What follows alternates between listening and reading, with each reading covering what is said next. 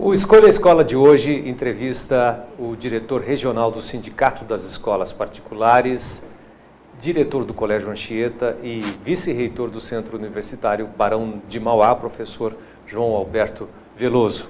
Boa noite, muito obrigado pela sua participação. Eu é que agradeço e queria, logo de cara, eu queria cumprimentar os seus parceiros de trabalho aqui pela iniciativa. É tão bom saber que tem gente preocupada e com um mecanismo adequado para que haja uma acertada escolha da escola. Que bacana, é tudo professor. que queremos. Obrigado pela sua gentileza.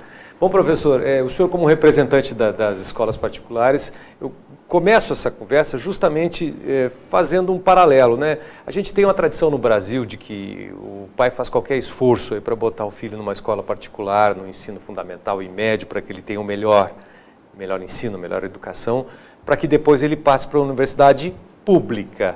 Um paradoxo, essa né? Inversão. Né? Como é que o senhor analisa aí essa situação brasileira, esse paradoxo, essa inversão? Por que isso, hein? Até mesmo com depoimento pessoal, porque eu estudei em grupo escolar, estudei em colégio de estado, certo? E fiz também universidade pública, certo? Imagine. E fiz também depois faculdade particular também. Mas você imagine como isso se inverteu. Se inverteu pela prioridade que se deu à quantidade, certo? Em atendimento. Porque eu não sou daqueles que enaltece a década lá de 60, de 50, quando eu comecei, porque o ensino ele era elitista. O público, né?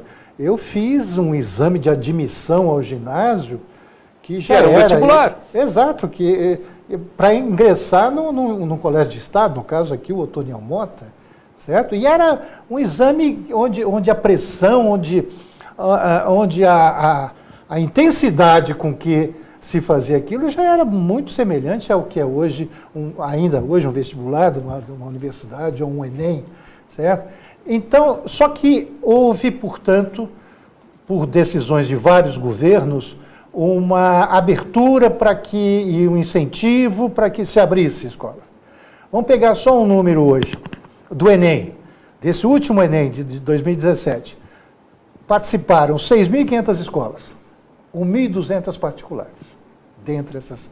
Certo? Ainda a escola pública, portanto, é maciçamente maior do que o ensino privado.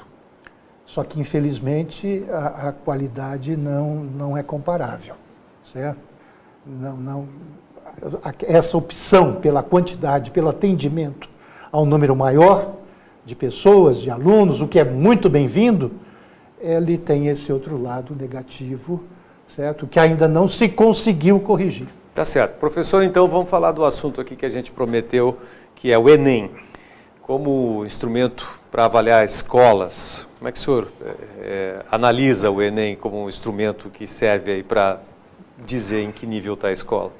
Impossível, porque quem presta a prova é o aluno, certo?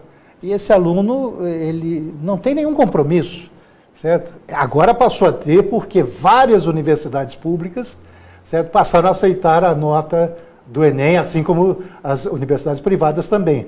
Mas nas primeiras não havia nenhum, quer dizer, hoje o aluno realmente ele vai com muito mais vontade, com muito mais qualidade e comprometimento fazer essa prova.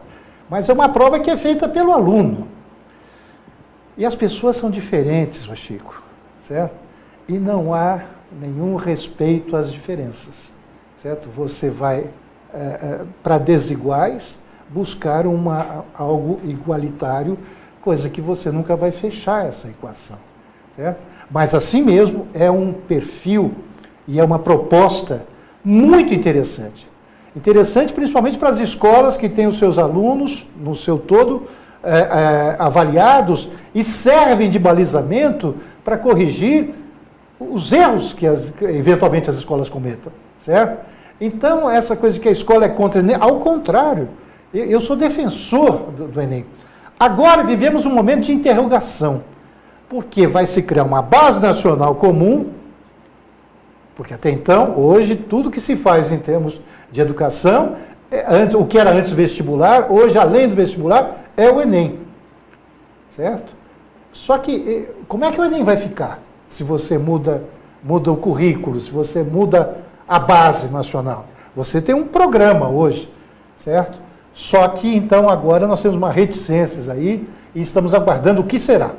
Professor, o MEC parou em 2016, se não me engano, de divulgar o chamado ranking das escolas no Enem. Eu lhe pergunto o seguinte, os pais estavam acostumados, a sociedade estava acostumada a dar uma olhada nesse ranking aí. Quando os pais vão procurar a escola, a escola Anchieta, o Colégio Anchieta ou qualquer outra escola aí filiada ao sindicato das escolas particulares, eles perguntam como é que sua escola está no Enem?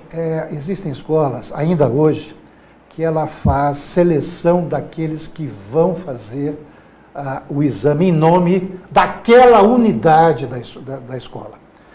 Pega mesmo essa que foi agora em 17, a primeira colocada, foi uma unidade que ela preparou os alunos, certo? Os melhores, através de provas de seleção, para se apresentarem em nome daquela unidade. Porque ela tem várias outras unidades que não tiveram o mesmo desempenho e nem era essa a proposta. Claro que o ideal seria que o maior número de alunos possível fossem os aquinhoados ou aqueles que chegariam na frente. Só que esse mecanismo é muito utilizado e se isso é correto ou não, quem está escutando isso, que pode refletir. Eu acho que não é essa a proposta da educação. A educação é algo muito maior do que você utilizar um ranking com essas estranhezas todas como um objeto de marketing, de divulgação. Venham para cá que aqui estão os melhores. Aonde?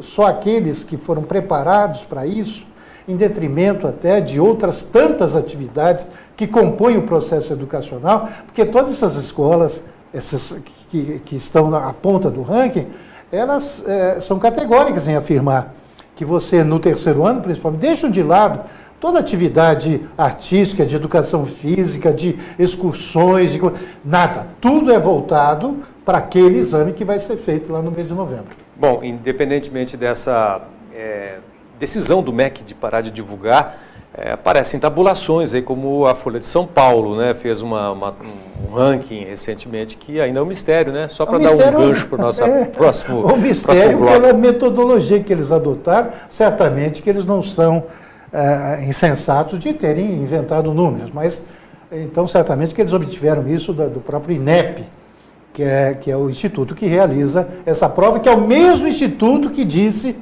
que certo, foi uma decisão que eles mesmos tomaram de não mais fazer a divulgação por escola, mas sim por aluno, certo?